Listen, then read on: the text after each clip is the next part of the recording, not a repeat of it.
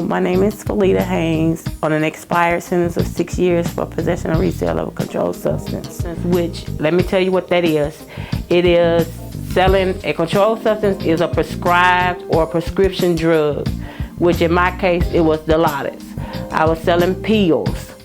So for any of you young people who decide you want to be a drug dealer, let me tell you, don't go that way. Go a different way. Stay in school and get an education. My trouble started as I grew older and I was hanging out with people who I shouldn't have been hanging out with. Early on, I was a nerd, of course. I started out hanging out with friends, of course, and my father died. I was devastated. It was a friend of mine who shared crack cocaine with me, and I guess that you would probably say that wasn't a friend. From that point on, my life did a spiral cycle downward, of course. Things happened after that probably wasn't good. I ended up going to jail.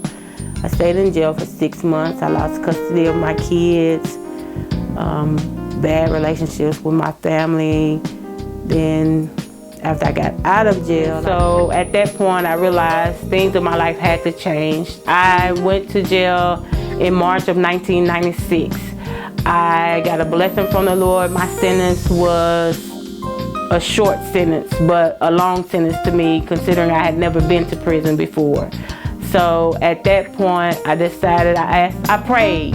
I asked God for 3 things. I asked Him to allow me to get custody of my children back.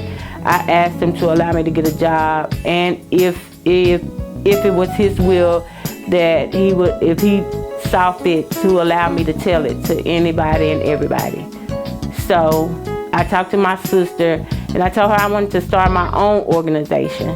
She told me about the Don't Follow Me organization. So when I got out of jail, I contacted them. They told me that they did not incorporate women, but they would meet with me. So when I got out of jail, I did. I met with them. I went to their office, and I met with Dr. Cleveland Hauser, the executive director, and Edwin Smith, who was the assistant director. I met with them. We had an interview. I went through the whole process of interviewing with them, and they decided to allow me to join their organization. I became the first and the only female to be incorporated into this organization. However, I consider that to be a high honor. I still do. I take what I do very seriously, and I take the lives of these young people very seriously.